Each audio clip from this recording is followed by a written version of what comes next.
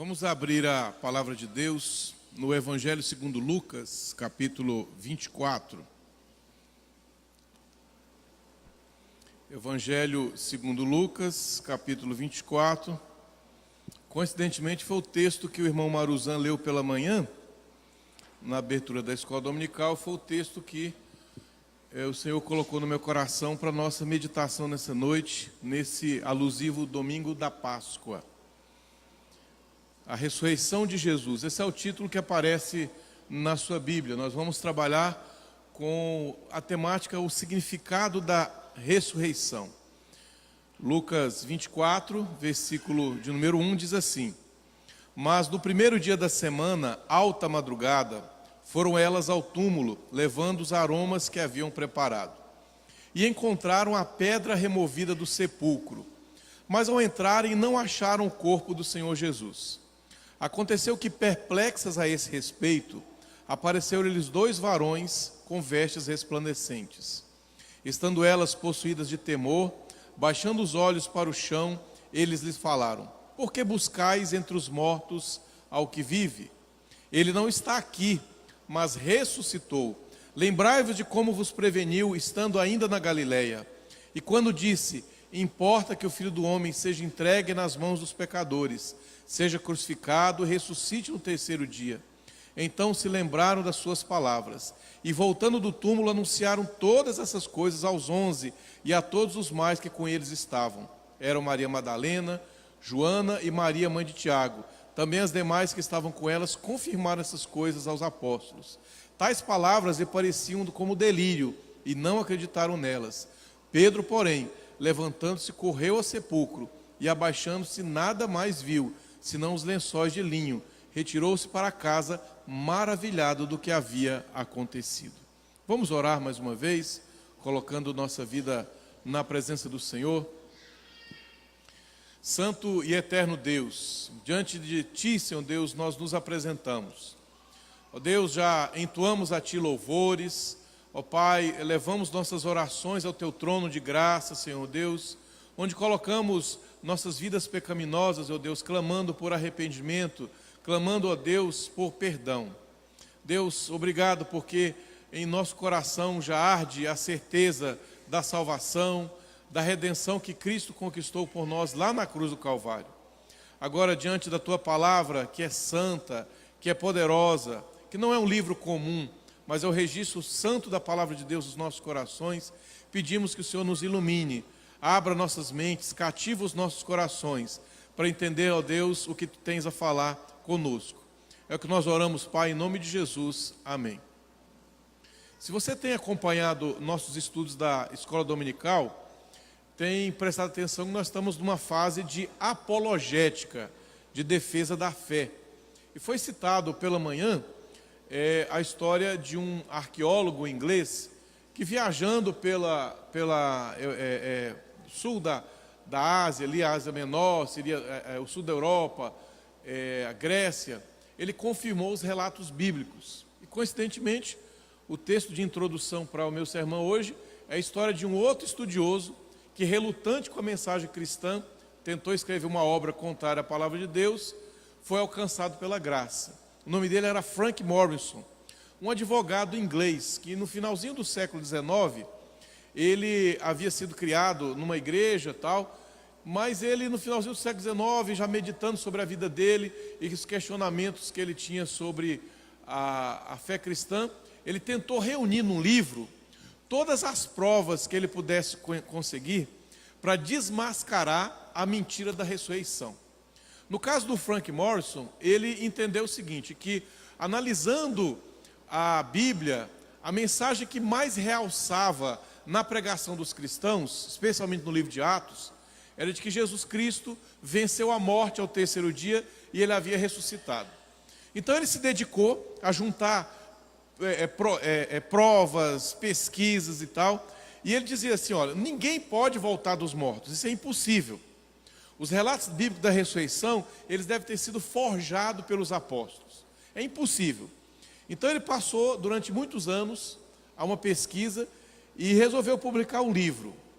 O título do livro, no final, teve um título bem sugestivo, quem moveu a pedra, né? Referindo-se a essa passagem que nós já lemos aqui, falando sobre a pedra no sepulcro de Jesus, né? Que tampava o acesso lá. Só que aconteceu algo extraordinário. O Frank Morison, à medida que ele ia estudando, ele encontrou um dilema, porque as provas que ele encontrava lhe direcionavam para a verdade que o coração dele ardentemente queria negar. Ele queria negar aquilo que ele já estava levando à sua conclusão. Ele iniciou seu trabalho com uma tese: Cristo não ressuscitou. Mas ao estudar a palavra de Deus, estudar a história da igreja, estudar o relato da vida dos apóstolos, ele chegou a uma conclusão: não tem como negar, Cristo ressuscitou. Uma das provas que mais aqueceu o coração do Frank Morison foi o relato dos apóstolos, que muitos deles morreram pela verdade que eles estavam pregando. Ora, meus irmãos, uma coisa é fácil, é fato: se você morrer por uma mentira, sabendo pensando que é uma verdade, é uma coisa. Outra é aquilo que ele argumentava, que os apóstolos forjaram uma mentira. Você morrer por uma mentira que você mesmo forjou é loucura. Então ele viu a ardente pregação dos apóstolos, o desejo de levar essa mensagem para tantas nações, espalhando pelo mundo, e ele pôde ver então que aquela mensagem para os apóstolos não era falsa. Eles não forjaram a ressurreição, não inventaram a ressurreição, ao ponto de crer tanto nela que eles morreram. E ele pôde, como que alguém como Tomé duvidou, mas que depois se tornou um pregador tão conhecido. Os testemunhos da história da igreja no começo dizem que Tomé chegou até a Índia, a região da Índia, e existe uma tradição muito forte de lá existir um túmulo dedicado ao apóstolo Tomé. E, coincidentemente, né, infelizmente para nós, nesse domingo de Páscoa, a gente vê notícia no jornal, você já deve ter recebido no seu WhatsApp aí, notícia de que cristãos no país da Sri Lanka, né, um país eminentemente muçulmano, morreram na comemoração lá do domingo de Páscoa. Hotéis onde estrangeiros estavam visitando a cidade foram bombardeados, igrejas, e uma imagem que circulou, pelo menos chegou no meu WhatsApp, é de uma imagem de Jesus mesmo, porque era uma igreja católica, né, toda manchada de sangue, provavelmente do sangue das pessoas que estavam lá na igreja, na missa, e a bomba explodiu e sujou toda aquela estátua. Há pessoas, mesmo não ser da nossa confissão de fé, eu não julgo isso, quem Deus julga, mas que morreram por conta da fé cristã. Eles sabiam, havia até um relato que provavelmente haveria um atentado, mas eles com coragem foram à igreja cultuar a Deus como testemunho da obra que Cristo fez no coração deles. Então, no caso, falar da ressurreição, para nós hoje, é arriscado, dependendo do país onde você vive. E para Frank Morison foi uma demolição. Ele conta no livro dele que ele foi demolido. E a primeira frase que ele coloca no capítulo inicial do livro, que manteve esse título, Quem Moveu a Pedra, é: este foi o livro que eu não queria escrever, porque ao final eu descobri, Cristo ressurgiu. E nós vamos meditar nessa noite sobre a ressurreição de Cristo, aquilo que eu entendo ser a mais fantástica de todas as afirmações cristãs. Os homens, eles têm tentado através da história, com o avanço da medicina, de todo tipo, protelar a morte. Eles usam da maior criatividade, tentam desafiar, negar a morte, só que tem uma verdade na Bíblia: só Cristo declarou verdadeiramente que Ele dominou a morte, Ele venceu a morte. E é esse Cristo que nós celebramos nessa noite. A Páscoa é uma festa de celebração para o cristão, porque não adoramos o Cristo morto, que ficou preso numa cruz, mas o Cristo que ao terceiro dia ressuscitou, derrotou a morte e nos dá esperança em nosso coração. Que nessa noite o Senhor já possa aquecer o seu coração com essa mensagem. Vamos ver essa mensagem aqui em 3 momentos, em alguns aspectos desse texto que nós lemos. Em primeiro lugar, o texto fala da visita das mulheres, né, ao túmulo de Jesus. Veja que a ressurreição, em primeiro lugar, é algo que deixou os discípulos perplexos. Veja do verso de número 1 até o 4. Mas no primeiro dia da semana, à alta madrugada, foram elas ao túmulo, levando os aromas que haviam preparado, e encontraram a pedra removida do sepulcro. mas ao entrarem não acharam o corpo do Senhor. Aconteceu que, perplexas a esse respeito, apareceram 2 varões com vestes resplandecentes. No primeiro momento, irmãos, a gente fica pensando no relato da ressurreição, embora na sequência a gente vai ver que os próprios varões aqui, que são anjos, falaram com as mulheres, e Jesus havia antecipado que ele iria ressuscitar, mas isso deixou os discípulos surpresos, porque na mente dos discípulos, mesmo ouvindo a voz de Jesus, eles não podiam acreditar que alguém podia ressuscitar. Muitas ideias circulam sobre a questão da ressurreição de Jesus. Alguns até acham que Jesus, ele é apenas uma influência, como líderes religiosos ou políticos, Che Guevara, Elvis Presley. Elvis vive, alguns falam isso, né? Mas a ressurreição de Jesus não foi assim. Por isso que os apóstolos ficaram perplexos, né?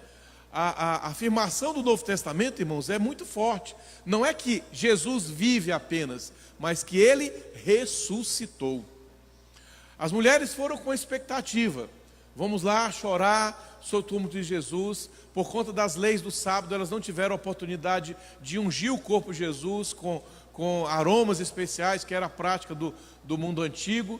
E aí elas esperaram vencer o sábado para na manhã de domingo ir para o túmulo. Mas vejam que elas foram com fé, porque em outras passagens, no texto lá de João que foi lido, a gente vai, muitos se perguntam, como é que eles vão mover aquela pedra? Elas estavam preocupadas, né? Mas independente disso, elas foram na expectativa de que alguma coisa poderia acontecer. Mas a ressurreição as surpreendeu, porque ao chegarem diante do túmulo, eles viram a pedra removida. No Evangelho segundo Mateus, nos é dado o relato com mais detalhes de como isso aconteceu. O anjo foi e moveu a pedra. E havia soldados que foram colocados ao lado do túmulo para impedir que os judeus pudessem propagar, os discípulos, né? Os judeus colocaram esses soldados para impedir que os discípulos pregassem, que roubassem o corpo de Jesus e dissessem que ele havia ressuscitado. Havia esse temor no coração da liderança dos judeus. Por isso os soldados. Eu imagino que aquelas primeiras testemunhas da ressurreição de Cristo tenha sido aterradora para eles. Porque o anjo vem, move a pedra, aquele soldado deve ter corrido, deve tiver energia, estão correndo até hoje, no meio desse anjo, que aparece, porque ver anjo não é fácil. Na Bíblia, ao ver anjos, os santos do Novo e do Antigo Testamento, eles tremiam. Não é como hoje, que o cara fala que está escovando o dente e vê um anjo, conversa com ele, fala, né? Pergunta como é que está lá no céu e tal, se foi bom o jogo do Flamengo, do Vasco e tal. Não existe isso. Ver um anjo é algo de temor. E aqui nesse relato, não aparece a figura do anjo, né? Com essa glória, com esse poder, apresenta-se as mulheres a surpresa. Elas estão surpresas porque Jesus ressuscitou. Elas não imaginavam que isso pudesse acontecer. Então não foi uma experiência religiosa, alguma coisa que foi ativada pelos sentimentos delas. Elas viram a pedra do túmulo arrastada. Elas viram o túmulo vazio e ficaram perplexas. A ressurreição, meus irmãos, não é algo simples, não é algo qualquer, não é doce como um ovo de chocolate, não é simples como a gente pode imaginar. Foi algo transformador, algo que não aconteceu na história até então. E só ocorrerá quando Cristo voltar e ressuscitar cada um dos seus santos para a vida em glória. Cristo é apresentado em 1 Coríntios capítulo 15 como as primícias do que dormem. Aquilo que ocorreu com Cristo acontecerá com todo aquele que coloca sua confiança em Cristo, coloca sua confiança nele. E a minha oração é que para você que não confia em Cristo, não tem Cristo como Senhor e Salvador da sua vida, possa confiar, para que no dia da ressurreição final, no dia do juízo final, você esteja conosco lá, perfilando ao lado dos santos em adoração, cantando entoando o canto do Cordeiro, adorando aquele que ressuscitou. A ressurreição não é simples, a ressurreição é algo perplexo, que nos deixa, Senhor Deus, meus irmãos, abalados. Veja que o texto, na continuidade dos versos de número 5 a 6, falam aqui da continuidade do que é falado sobre a ressurreição. Estando elas possuídas de temor, baixando os olhos para o chão, porque aqui elas contemplaram anjos, né? Eles lhe falaram: por que buscais entre os mortos ao que vive? Ele não está aqui, mas ressuscitou. Lembrai-vos de como vos preveniu, estando ainda na Galileia. Verso 7 ainda. Quando disse: importa que o Filho do Homem seja entregue nas mãos dos pecadores, seja crucificado e ressuscite no terceiro dia. A ressurreição foi a transformação do corpo de Jesus. Uma renovação para um corpo glorificado, que não está mais sujeito à morte. Aqui, o anjo lembra às mulheres, e a nós também nessa noite, que Jesus Cristo morreu na cruz. A festa da Páscoa, antes de lembrar da ressurreição, também é uma festa que lembra da morte, do sacrifício vicário de Cristo por nós. A morte de Jesus não foi um mero acaso, ele não veio para morrer sem propósito, ele não é como um mártir, que se dá a sua vida, né, sem uma expectativa, mas ele veio com um objetivo. O coração dele tinha claro que ele seria o sacrifício pelas nossas vidas lá na cruz do Calvário. A sua morte não foi em vão, nenhuma gota do sangue de Cristo foi derramada em vão. Ele alcançou todos aqueles por quem Deus tinha um propósito, todo o seu povo escolhido, todo o povo que Deus havia determinado desde a fundação do mundo. A palavra de Deus é muito clara que a morte de Cristo, ela vem como expectativa, já era expectativa do Antigo Testamento, apontada desde lá da queda de Adão, quando para que Adão pudesse vestir, um animal inocente foi morto, o sangue foi derramado para que o homem pudesse cobrir a sua nudez. Desde então, passando por Abel, passando por Isaac, todo o Antigo Testamento, nós vamos ver mensagens que aludem ao Cordeiro Santo, um animal que representava o sacrifício superior que viria na figura de Cristo. E a Páscoa é o momento propício que Deus separou para isso. Pela manhã nós falamos sobre a Páscoa, lembramos que a Páscoa é uma festa judaica, onde os judeus comemoram a libertação do Egito, libertação que eles ficaram 430 anos escravos no Egito, e nas 10 pragas que Deus enviou sobre o Egito para julgar aquela nação, para punir a Faraó, para quebrantar o coração de Faraó, para que deixasse o povo ir, a gente vê que antes da última praga, a morte dos primogênitos, Deus enviou o seu anjo destruidor, para que punisse a nação do Egito, e para que a nação de Israel também não fosse alcançada pelo destruidor, foi orientado que eles fizessem uma festa, né? Uma celebração. A vestimenta deveria ser uma vestimenta rápida, eles deveriam comer com um cajado, ervas amargas, um cordeiro, que não deveria ter os seus ossos quebrados, ele deveria ser puro, né, de determinada idade, e junto com o cordeiro eles deveriam comer pães sem fermento. O fermento que leveda a massa, representando no Antigo Testamento o pecado. Ali ele estava falando sobre a purificação daqueles que pertenceriam à família de Deus, que pertenceriam àqueles que seriam redimidos, né, libertos da mão do destruidor naquela noite, na morte dos primogênitos. A palavra Páscoa significa passagem, e é isso que Deus faz. Deus passa sobre a terra do Egito, livra o povo de Israel, aqueles que tinham a marca do sangue, para que não pudessem ser alcançados pela destruição. No caso, para nós, essa festa não tem mais valia. A Páscoa dos judeus, ela não tem valia. A nossa Páscoa é Cristo. Ele é o nosso Cordeiro Pascal. Mas ela aponta para uma verdade superior. Aquele Cordeiro aponta para o Cordeiro Santo que Deus escolheu, que tira o pecado do mundo. A primeira mensagem que João Batista começa a pregar, conforme registrado no Evangelho segundo João. Quando ele vê Jesus no deserto pregando, ele diz: eis o Cordeiro de Deus que tira o pecado do mundo.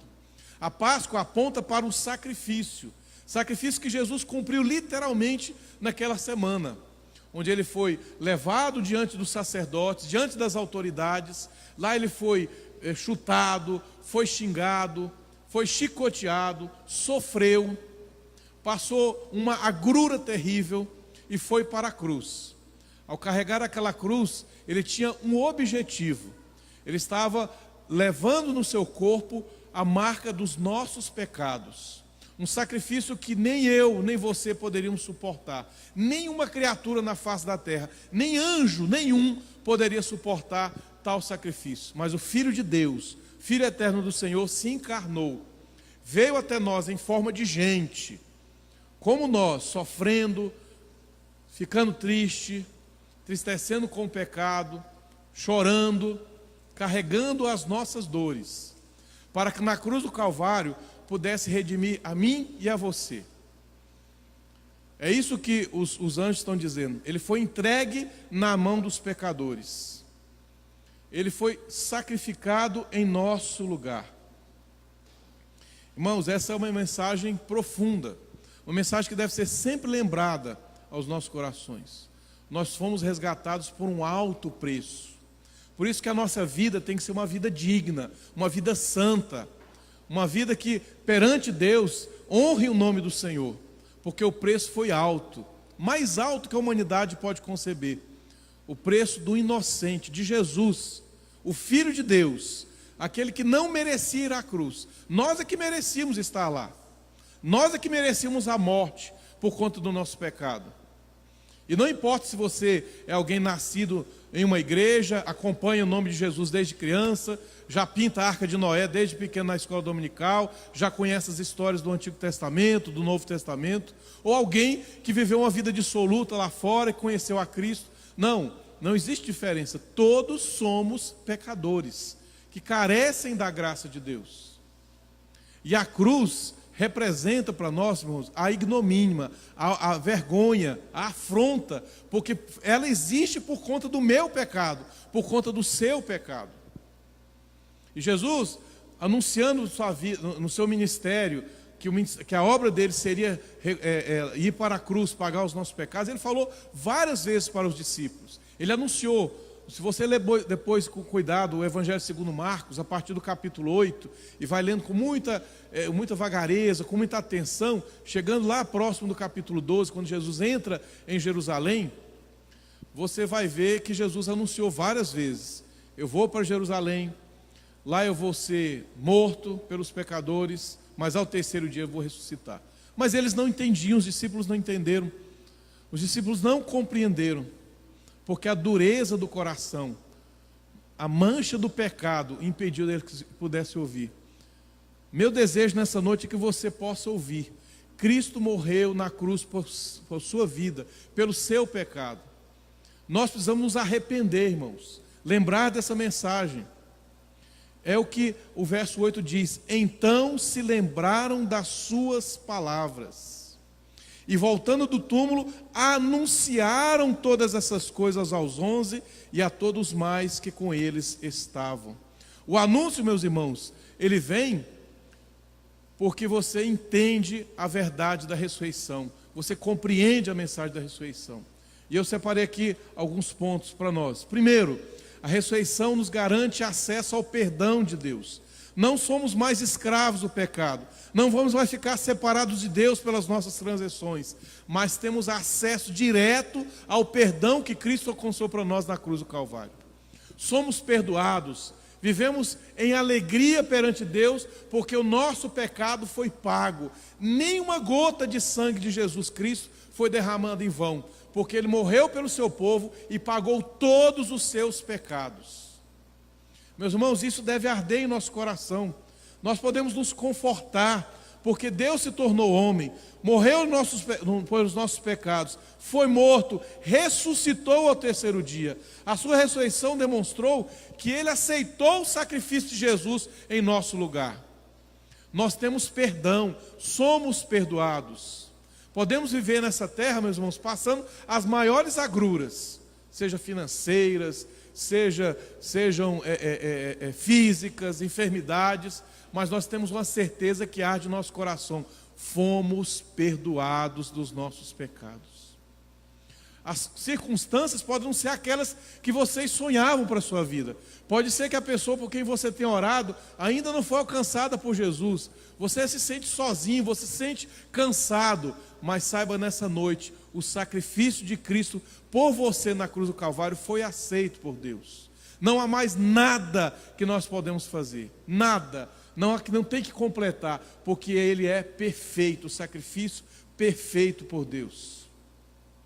E em segundo lugar, a ressurreição, ela nos dá uma prova, uma garantia, que nós temos acesso ao poder de Deus.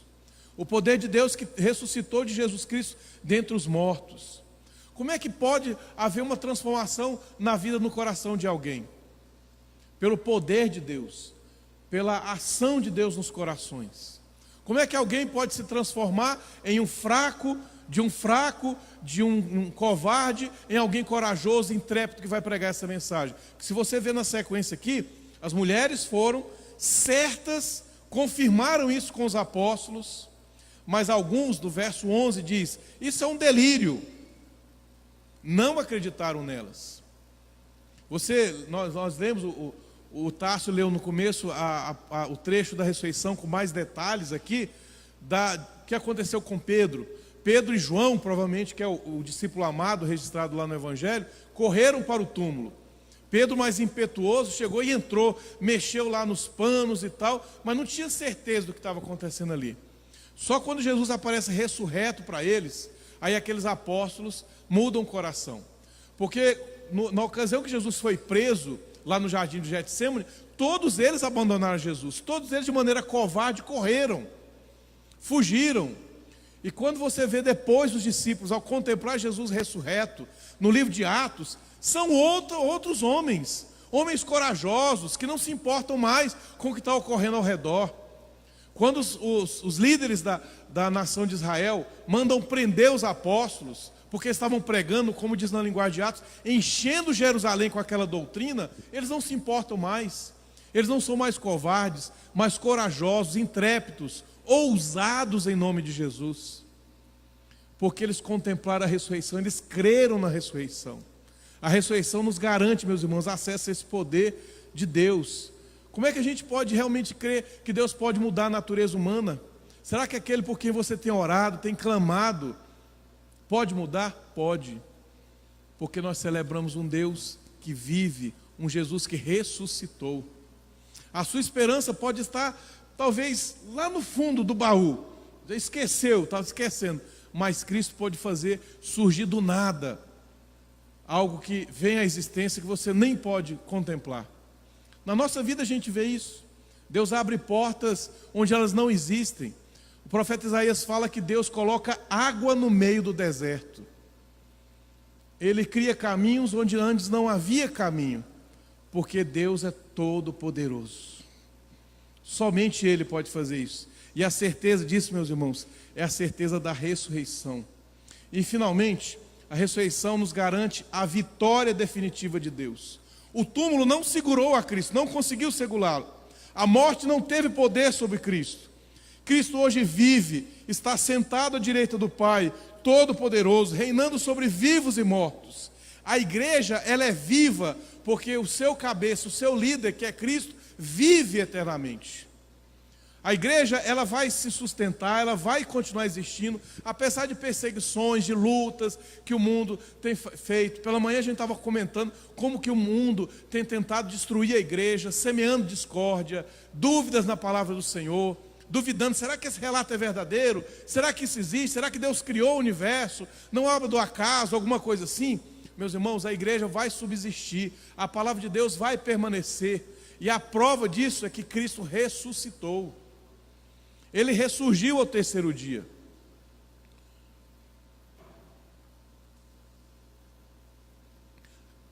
Através dos séculos, os homens têm surgido com ideologias, têm surgido com ideias, sistemas políticos, mas elas surgem, são suplantadas por outras, utopias são levantadas, vamos melhorar o mundo com isso, vamos melhorar a sociedade com isso, políticos populistas surgem a todo momento, vamos melhorar, votem em mim que as coisas vão ser assim. Aí se você coloca o seu coração nos homens, logo vem a decepção. Não adianta. O coração do homem que se volta para confiar no homem, ele sempre vai encontrar decepção. E a palavra de Deus ainda diz que é maldito o homem que confia no homem. O homem sem Deus, ele vive sem esperança nessa terra, porque os sonhos, os projetos são colocados em bases frágeis, mas nós não, irmãos. As nossas bases são as mais sólidas possíveis, são bases verdadeiras, porque confiamos na palavra de Deus e temos um Deus que vive, um Rei Jesus Cristo que não ficou preso no túmulo. Nós somos confiantes do futuro, nós temos esperança, Temos um porto seguro onde podemos nos abrigar, mesmo em meio a todo esse temporal do mundo. A ressurreição, como foi um ato decisivo, público, visível de Deus, nos dá absoluta garantia de um mundo que de outra forma nos seria inseguro. C.S. Lewis, um escritor cristão, disse certa vez: Jesus abriu à força a porta que estava fechada desde a morte de Adão. Ele encontrou, enfrentou e derrotou o rei da morte. Tudo agora é diferente, porque Jesus ressuscitou. Por isso a ressurreição de Cristo faz parte da pregação da igreja, parte essencial da pregação da igreja em todos os tempos.